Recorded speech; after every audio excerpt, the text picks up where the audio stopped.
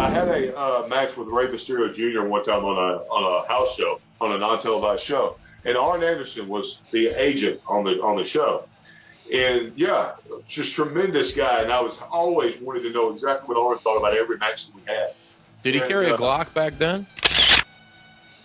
No, he didn't have to. He carried the clap. Have you ever heard about the clap? Oh, I've seen.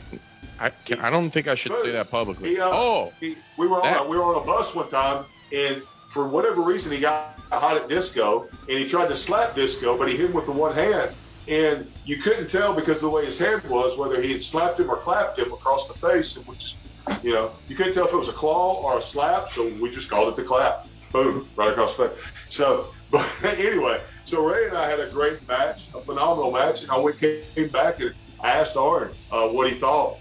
He goes, great match, tremendous match, but you guys work too hard. So what do you mean work too hard?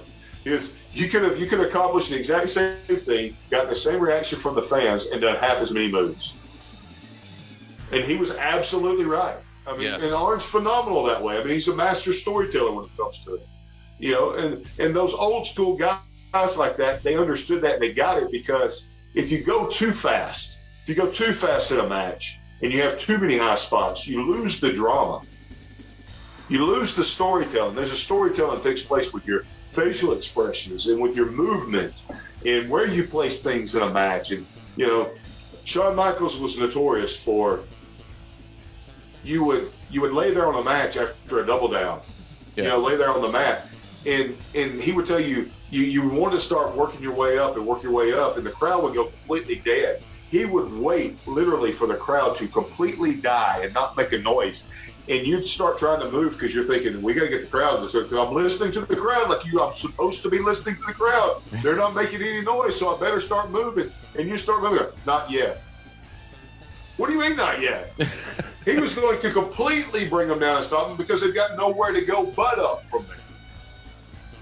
And we forget those things sometimes. We just think if we're getting a reaction, then we're doing what we're supposed to be doing. That's not always true. Sometimes a non-reaction is a reaction. Yeah, I mean, and that's a good point, because that's a hard thing to gauge if you're working in like Japan, where the crowds are notoriously silent. Or what about this? What about when you're having a match that's been completely laid out for you ahead of time without even considering how the crowd's going to react to everything? Yeah. Yeah.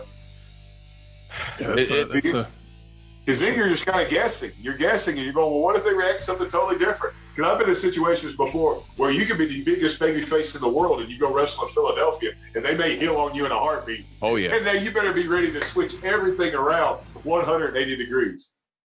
If you like that video, be sure to subscribe and check out more killer content from your homies at Juice Pro Wrestling.